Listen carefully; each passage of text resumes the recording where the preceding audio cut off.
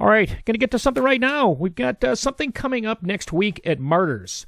Next week at Martyrs, next Saturday to be precise, there is going to be an event. It is called George Harrison Birthday Tribute Concert, My Sweet George. And so there's a group that comes in and they specifically play George Harrison music. So what we're going to do right now is I am going to get to one of their songs, and when we come back after that song, I'm going to have some people from that organization or group to talk about the event. So let's give a listen to Old Brown Shoe. Thank you for being here with us. The spirit of George Harrison is with us every year in this gathering. And it's a beautiful night of positivity.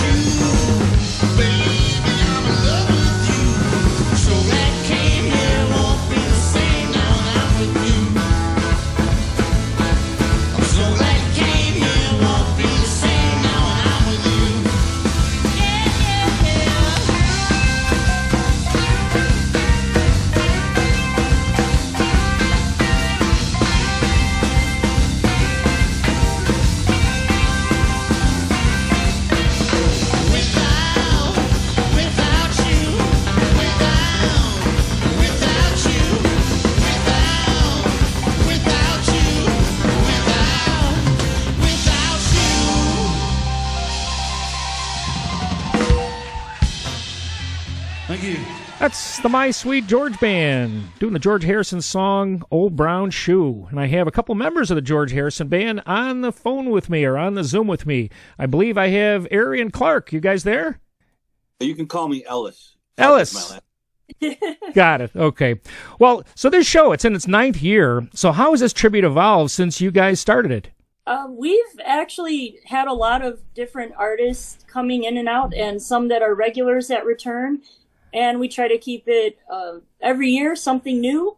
And I think it's evolved where people have learned about it, and it's like a mini fest for Beatles fans. It's like everybody from all ages comes out, and it's just getting bigger every year, and it's really nice to see people coming out for a good cause, and they're coming out to celebrate the life and music of George. So speaking of that cause, you're raising awareness for Music Cares. So why is this specific organization so important to the Chicago music community? Because it helps musicians who don't have insurance because they're just not able to afford it. If they have a medical crisis, Music Care sometimes will step in and help those musicians with those issues. So I think it's we think it's a real worthy cause. And also we change up the causes once every few years. We've done Famous Fido in the past. And what's Famous Fido? Famous Fido's a local dog rescue as well. So yeah. we do choose different causes, and we'll keep everyone updated on each one that we do. And I think it's just a great way to raise awareness and have fun at the same time. Oh, that's great. So what makes Martyrs the perfect spiritual home for this annual Harrison celebration? We just go way back with our different bands. We've played there. I've played there since they opened back in the 90s. 1994. Yeah. It's owned by the Quinn family, Ray Quinn and his family, and we're just very close with them. And it seems to be the perfect size venue for this event. It holds 350 people, I believe, and we've just about filled it every year.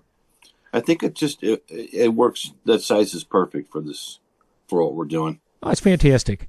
So now George Harrison work, it spans the Beatles' solo masterpieces like All Things Must Pass and the Traveling Wilburys. How do you decide which eras of George's music to highlight each year? We try to pick a little bit from each period.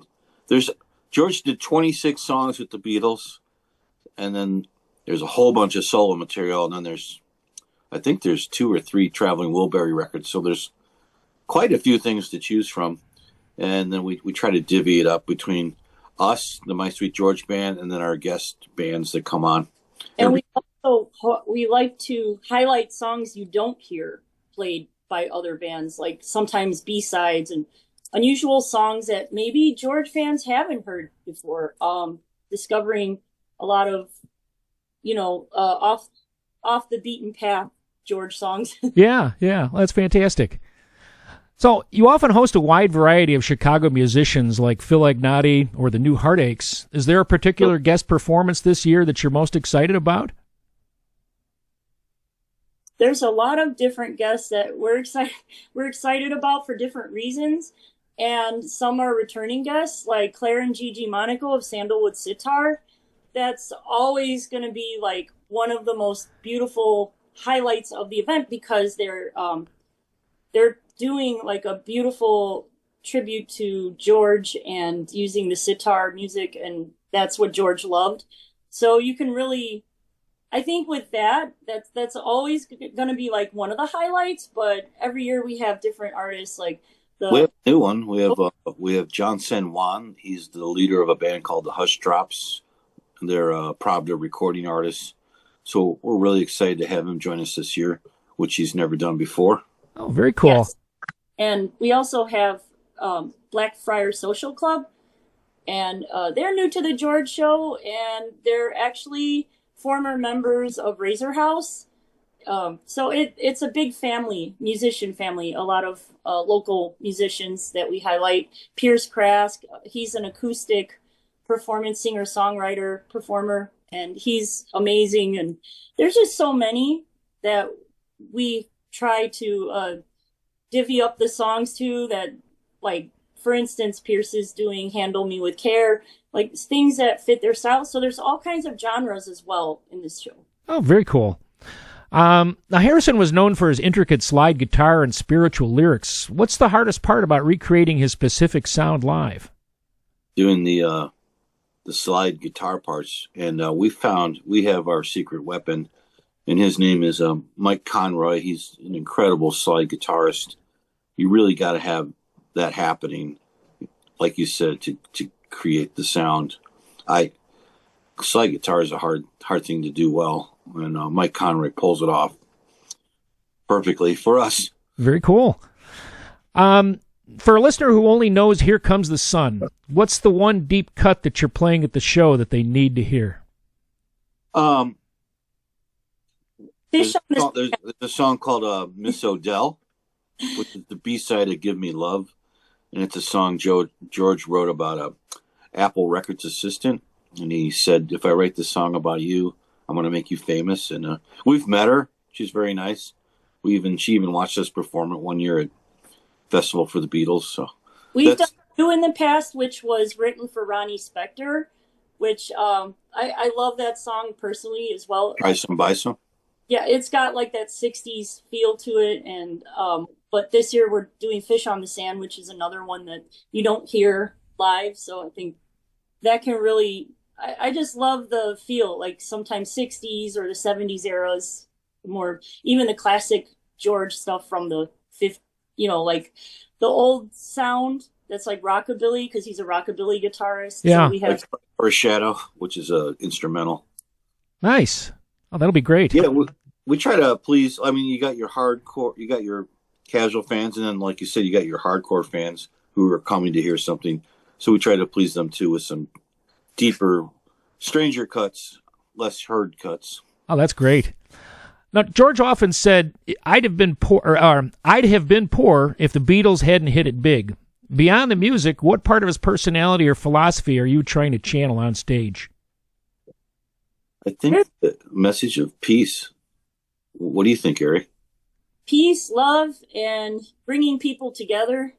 I think George was the spiritual Beatle, of course, and he also was funny. I loved his sense of humor. So we've had polka bands in the past play it. We've had Polkaholics. Oh yeah, and they came and they played some polka versions of George songs. It was pretty funny. Yeah, they're phenomenal. We've got some of their albums here. They're great. Those guys, yeah, we love hanging out with those guys. George was very much into the Monty Python thing. I mean, if you watch like the Beatles' Help movie, they're almost acting like Monty Python before Monty Python even existed. Oh yeah, definitely. So, had George been alive today, what do you think he would have been thinking about what's transpiring in the world today? That's a great. I was just about to bring that up. What would he be saying about what's going on right now? And John Lennon. Yeah.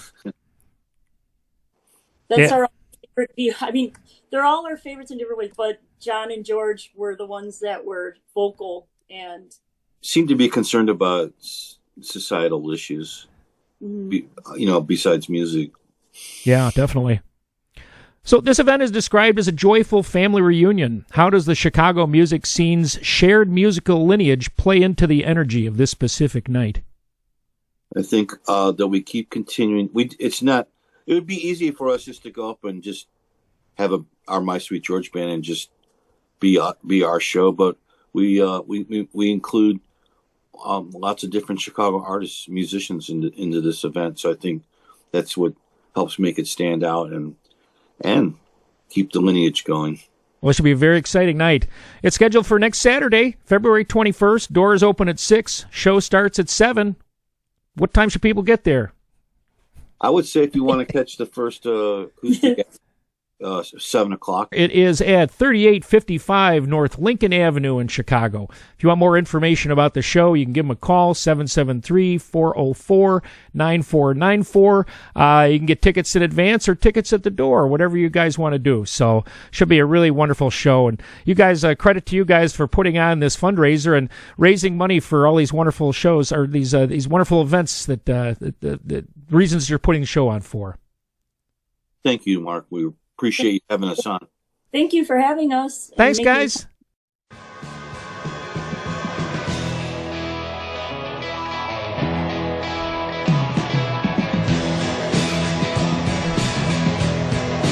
Good.